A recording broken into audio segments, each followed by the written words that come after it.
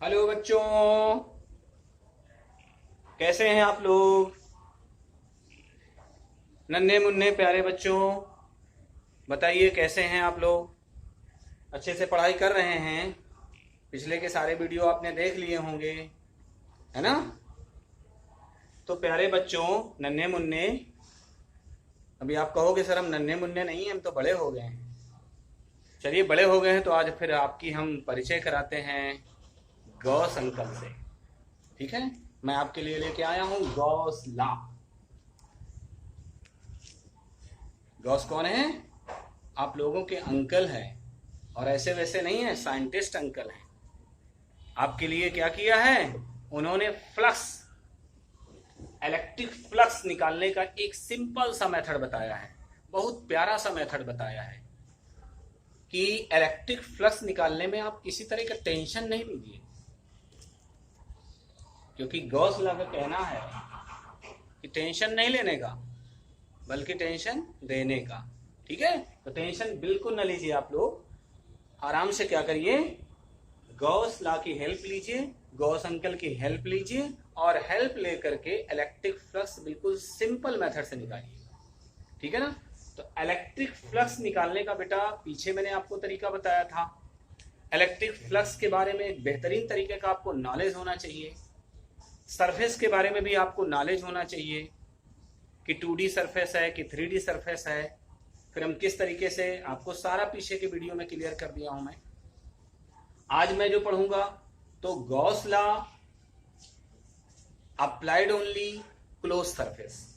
Gauss का जो नियम है, गॉस लॉ जो है, गॉस वैज्ञानिक ने जो अपने रूल को बनाया है, नियम को बनाया है, उन्होंने बताया है कि भाई मेरा रूल केवल क्या होगा, बंद पृष्ठ के लिए ही लागू। ऐसा क्यों है कि बंद पृष्ठ के लिए ही लागू होगा? क्योंकि उन्होंने क्या किया है, जो एरिया है सरफेस का उस पर ध्यान नहीं दिया। उन्होंने कहा मुझे एरिया से कोई लेना देना नहीं है। अभी तक तुम इलेक्ट्रिक फ्लक्स निकालते थे, phi equal to e into a, यहाँ वेक्टर लगाना चाहो लगा दीजिए वेक्टर। इसको हम लोग क्या करते थे, वेक्टर हटाते थे तो ई ए क्या लगाते थे, कॉस थीटा, ये अप्लाई करते थे, है ना, इलेक्ट्रिक फ्लक्स निकालते समय। या फिर क्या करते थे, किसी क्लोज सरफेस के लिए आप लोग क्या करते थे, integrate E vector dot D A कर लेते थे। छोटे से टुकड़े का निकाला, उसको इंटीग्रेट कर दिया, है ना, इंटीग्रेट कर देंगे तब भी यही आ जाए। तो बच्चों, हम लोग ये फार्मूले से निकालते थे, इस फार्मूले में इलेक्ट्रिक फ्लक्स निकालते थे। ये गॉस लॉ नहीं है, ये गॉस लॉ को नहीं बताता है, ये इलेक्ट्रिक फ्लक्स निकालने का तरीका है, इलेक्ट्रिक फ्लक्स का फार्मूला है हमारा। गॉस लॉ हमारे पास क्या था, गॉस लॉ तो हमारे पास ये था, क्यू अपॉन में एप्सिलॉन नॉट, बस यही समझना है। गॉस वैज्ञानिक ने कहा है कि मैं जो है एरिया पर डिपेंड नहीं करता हूं, मतलब जो सरफेस लेते हैं उसके साइज से मुझे कोई लेना देना नहीं है। मेरा फार्मूला अप्लाई होगा, केवल क्लोज सरफेस होना चाहिए, बंद पृष्ठ होना चाहिए, उसके साइज कैसा है, वो स्फेयर है, वो क्यूब है, ठीक है, वो कोन है, वो क्या है, मुझसे मतलब नहीं है, क्योंकि मेरा फार्मूला जो है वो साइज पर डिपेंड नहीं कर रहा है। आप स्फेयर ले लेते हैं, स्फेयर के आप रेडियस को डबल कर देते हैं, स्फेयर के रेडियस को आप हाफ कर देते हैं, तो इससे जो है मेरे द्वारा निकाले गए जो फ्लक्स है, जो मैं बता रहा हूं कि उस क्लोज सरफेस से कितना फ्लक्स पास हो जाएगा, कितना फ्लक्स निकल जाएगा, उसमें साइज पर डिपेंड नहीं करेगा। मेरा फार्मूला ये है। ठीक है, अब मैं बात करता हूं गॉस की बात, गॉस वैज्ञानिक की बात मैं करता हूं, उन्होंने क्या अपना रूल बताया। सबसे पहला पॉइंट आप नोट कर लीजिएगा, Gauss theorem applied only close surface. Gauss की प्रमेय केवल बंद पृष्ठ के लिए ही लागू होती है, 3D सरफेस पर ही लागू होती है, क्योंकि उन्होंने कहा था कि मैं जो लूंगा क्यू चार्जेस, वो क्या लूंगा, इनसाइड क्लोज सरफेस लूंगा, किसी बंद पृष्ठ के अंदर का ही आवेश लूंगा। ये मान लीजिए सरफेस है, ठीक है, इसके अंदर चार्जेस +3Q, -5Q, प्लस का 4Q, इस तरह चार्जेस हैं। बाहर चार्जेस हैं 7Q, इस तरह से। तो उन्होंने कहा मुझसे इस चार्ज से मतलब नहीं है, जो तुमने घेरा है उससे मतलब है, और उस घेरे हुए चार्ज से मतलब है, लेकिन नेट चार्ज से मतलब है। ये भी नहीं कि इस चार्ज को खाली आपने कोई भी उठा लिया, ये ले लिया, ये ले लिया, ऐसा नहीं है। मुझे इस नेट चार्ज से मतलब है, मतलब सिग्मा क्यू से मतलब है मुझको। सिग्मा क्यू का मतलब टोटल चार्ज आपको निकालना पड़ेगा, 4q प्लस का 3q प्लस का माइनस का 5q, ये है नेट चार्ज निकालना पड़ेगा। इसी को हम लोग क्यू नेट भी कह सकते हैं। Inside the close surface, close surface के अंदर जितना बंद पृष्ठ के अंदर आवेश है वो निकालना पड़ेगा नेट चार्ज। नेट चार्ज कितना हो रहा है, 7 में से 5 निकाल दीजिएगा, आपके पास प्लस 2q आ गया। ये चार्जेस लेगा गॉस, ठीक है ना। तो गॉस अंकल कहते हैं कि मैं क्या करूंगा, जो सरफेस के अंदर, क्लोज सरफेस के अंदर जो चार्जेस है उसका नेट लूंगा, अर्थात नेट चार्ज मुझे चाहिए। इसलिए साइज से मुझे कोई लेना देना नहीं है, साइज कैसा मुझसे कोई मतलब नहीं है। क्या कहा इन्होंने हिंदी में, इसका थ्योरम क्या बताया है, इनका थ्योरम क्या है, इनका लॉ क्या है। थ्योरम ये बताया है कि किसी बंद पृष्ठ से गुजरने वाला वैद्युत फ्लक्स उस बंद पृष्ठ के द्वारा घिरे हुए कुल आवेश का 1/ε0 होता है। अर्थात ये बंद पृष्ठ है तो इससे गुजरने वाला वैद्युत फ्लक्स जो हमारे पास होगा φe इस घिरे हुए आवेश का अर्थात सिग्मा क्यू अपॉन में ε0 होता है, या इसी को मैं कह सकता हूं क्यू नेट कह सकता हूं। Inside the close surface, inside the close surface, बिल्कुल सिंपल, एरिया से मतलब नहीं है, ठीक है ना। ये हो गया आपके पास क्या चीज, गॉस थ्योरम।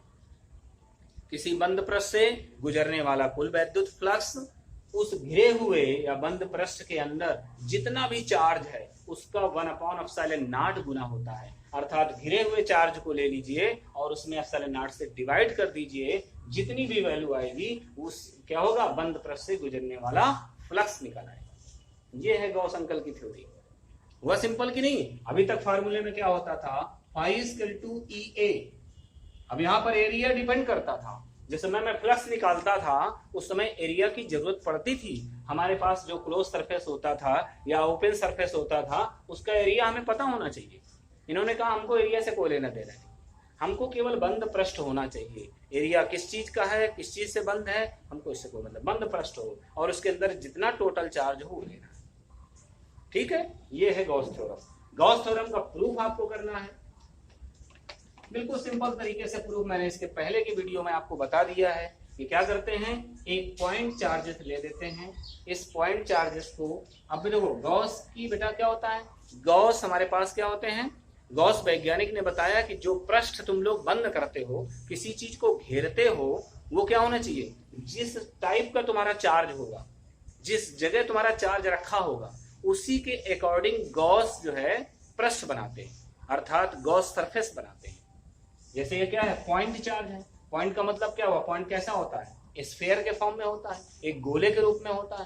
तो ये पॉइंट चार्ज अगर मैंने लिया हुआ है, पॉइंट चार्ज, तो इसको घेरने के लिए क्या करूंगा मैं, एक गोला तो बनाऊंगा, ये घेर। तो ये तुम्हारे पास ये पॉइंट चार्ज है Q, इसको घेरूंगा तो इस तरीके से एक स्फीयर बन जाए।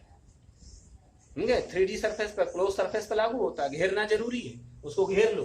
तो जिस साइज का, अगर बाय द वे तुम्हारे पास एक वायर है, इस वायर पर चार्ज फैला हुआ है इस तरीके से, तो अब इसको घेरने के लिए क्या बनाओ, एक वायर है, तार है, एक सिलेंडर टाइप में है, एक हमारे पास है। तो इसको घेरने के लिए क्या करोगे, r डिस्टेंस पर, इस चार्ज से r डिस्टेंस पर अगर आपको निकालना है, क्या निकालना है, इलेक्ट्रिक फील्ड वगैरह, वो सारी, इलेक्ट्रिक फील्ड नहीं कर रहा हूँ, इससे गुजरने वाला वैद्युत फ्लक्स निकालना है। तो उन्होंने कहा कि पहले इसको घेरो।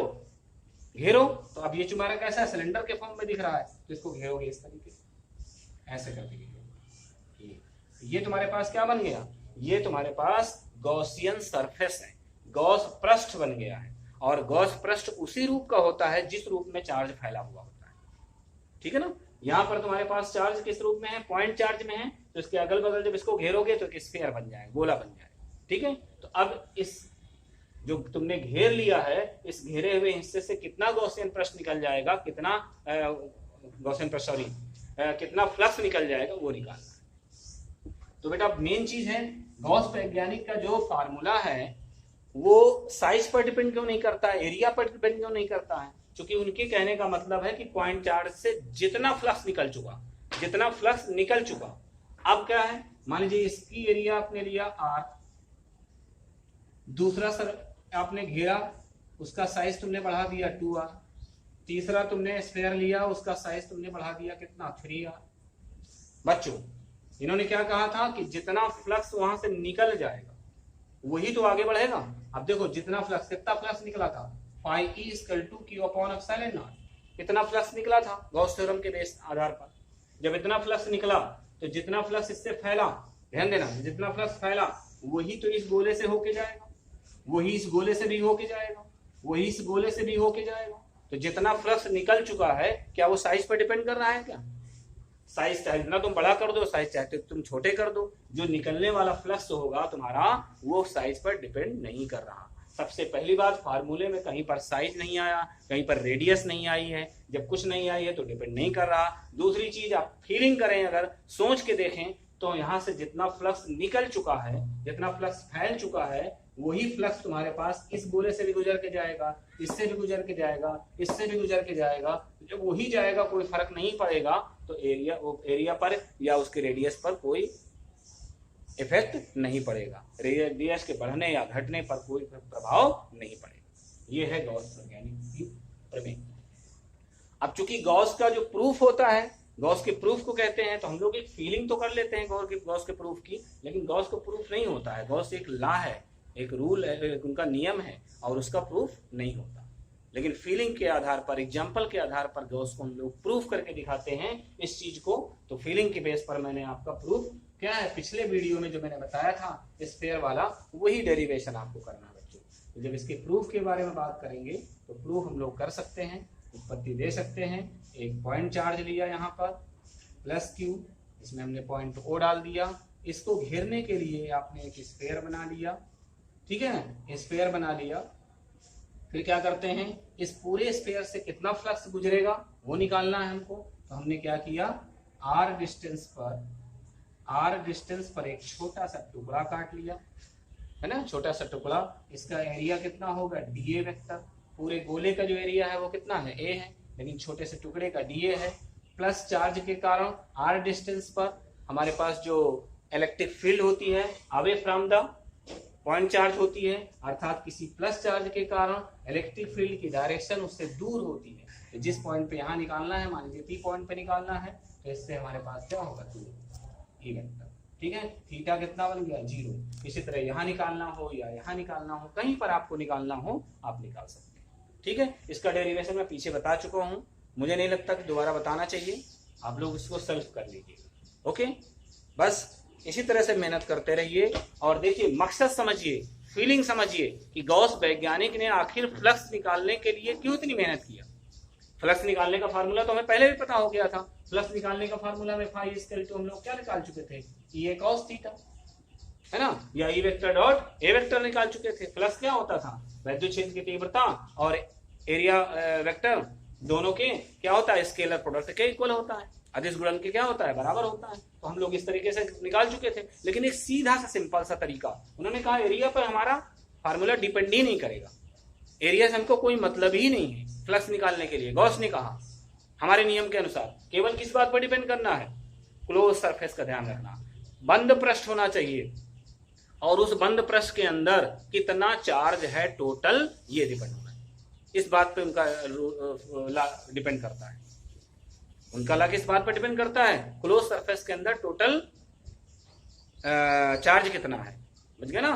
तो net charge inside the close surface, इस बात पर डिपेंड करता है, ना कि उसके एरिया पर, ठीक है। इसका डेरिवेशन कर लेंगे, पीछे मैं करा चुका हूं, उसी तरह से सेम आपको डेरिवेशन कर देना है, ओके। इसी तरह से मेहनत करते रहिए और आगे बढ़ते रहिए, और मेरे हौसले को कमेंट्स के माध्यम से बढ़ाते रहिए। Best of luck.